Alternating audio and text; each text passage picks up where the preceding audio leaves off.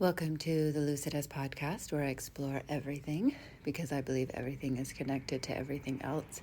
And that is a fabulous topic today when I've come to a very big and abrupt ending. But this ending must be connected to other things I can't see or don't know. I got a call from the prosecuting attorney about a half an hour ago, and they let me know that after 3.5 years of moving forward with the rape trial, that as we draw closer and we're actually preparing, we've done the pre-trial, but now that we're preparing for the final trial, they had, I guess, some supervisors, whatever, new people have looked at it, and it was decided there just wasn't enough evidence to proceed. So, no more rape trial. It is over. It's not going to happen, which is interesting. So first of all, what do I feel? I feel so much. Like, there are tears. I'm not sure if it's grief or if it's relief or if it's disappointment or if it's just exhaustion. But there's also like this sense of what? That this is how it's going to end. There's also a sense that there's nothing final about it, but I sense that that was always going to be that way for me, that it didn't matter what the outcome was, that the finality that I hope for is more like erasing it as opposed to just allowing it to be what it is. So, in this place where 3.5 years of enormous energy and healing and growth, all the things, preparing for this momentous sort of occasion, whatever it was going to be, and now it's not ever going to be, feels very strange. It does feel like something was taken away. It also feels like a little bit of a gift. As I said, it wasn't something I actually really wanted to do. I just felt called to be on this journey and to see it through to the end. And as I've mentioned, I think I mentioned in my last podcast, but for the last 2 or 3 weeks, the inner message I've gotten is you just need to live. You need to live. You have to quit trying to plan your life around if and when the trial is going to happen and what is going to happen.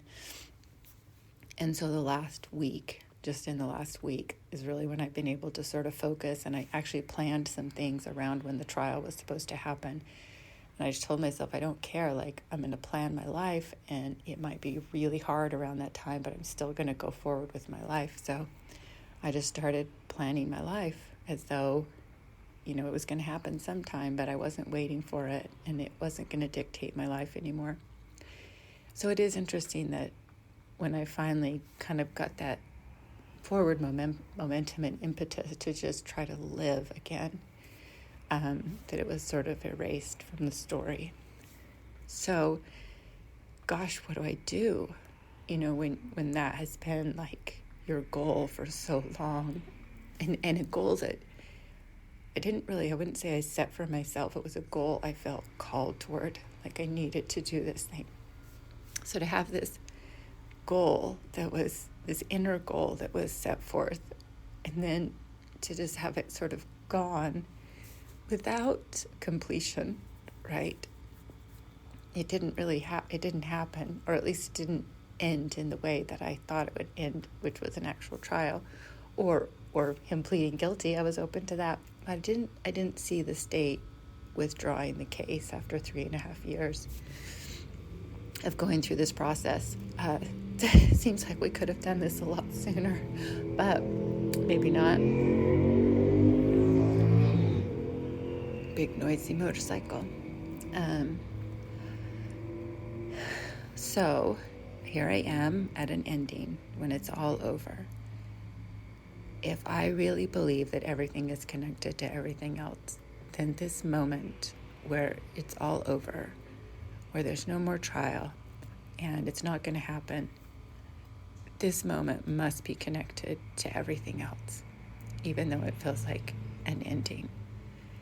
And it's funny because the whole reason I started Lucidus wasn't for the podcast. It was That was part of it, but it was mainly to create these very small little daily affirmations that people could use to help themselves. And in my grief deck, one of them was begin again, begin again, begin again. Meaning, when, for me, part of grief is sort of like washes you away and can be very heavy and sort of push you down. But then it passes, and then you get up and you begin again, you begin again, you begin again. And in this moment of loss, I feel lost. In the moment of loss and ending, I feel lost. And I don't want to try to find my way right now. I very much feel I need to just relax,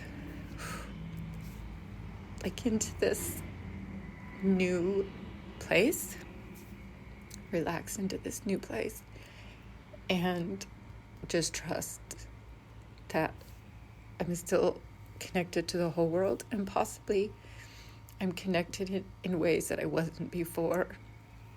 Because I do believe when certain avenues or doors are cut off or shut, that other ones automatically open. It's the way the universe works, right? So perhaps there are new beginnings that I never dreamed, I never dreamed they weren't possible until I had finished this and allowed it to play out as it needed to play out. And I guess in this moment, I would say that's one of the incredible gifts. I would even say it's a talent now, because I've had so many days and weeks and months of trusting the process.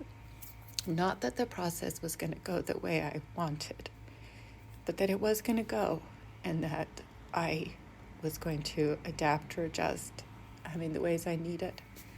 So this process has gone 3.5 years, and I've learned so much. I've grown so much, and I've trusted myself in the process of life, that I don't have control over everything. I feel like I have control over very little, but with or without that control, I'm still somehow able to participate in the unfolding and enfolding of life.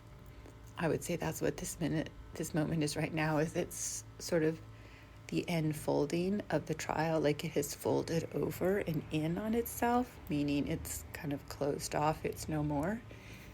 And that's just been such a huge part of my life, that there's now sort of this quiet blankness that will be filled with something. I don't know what, and I don't have a desire to fill it right now. I don't know that if I tried, I would choose wisely in this moment. It would definitely be reactive. It's crazy. This is crazy, this journey. There is a part of me that wishes there was some recognition from this man that this happened, but I don't think I was ever going to get that.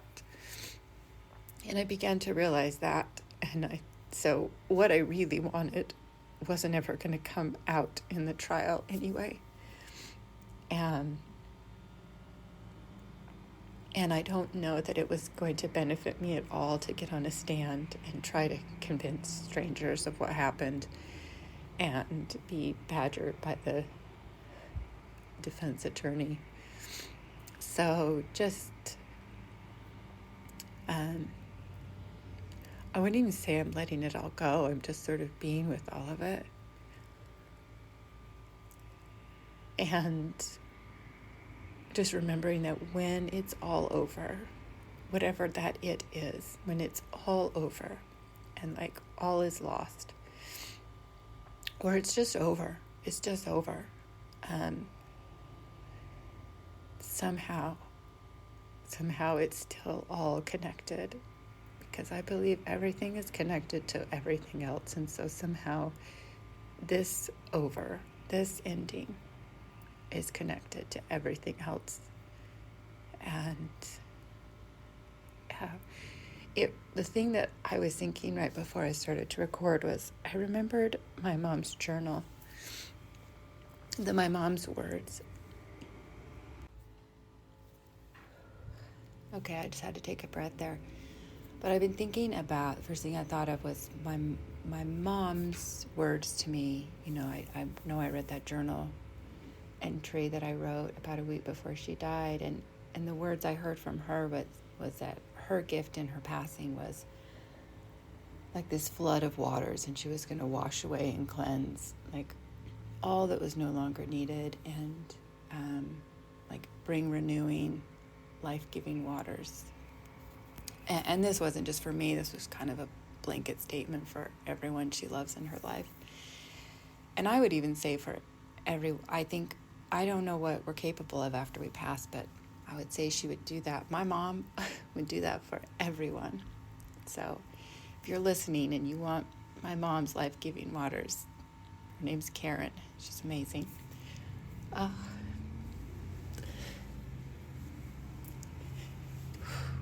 And I miss her a lot. So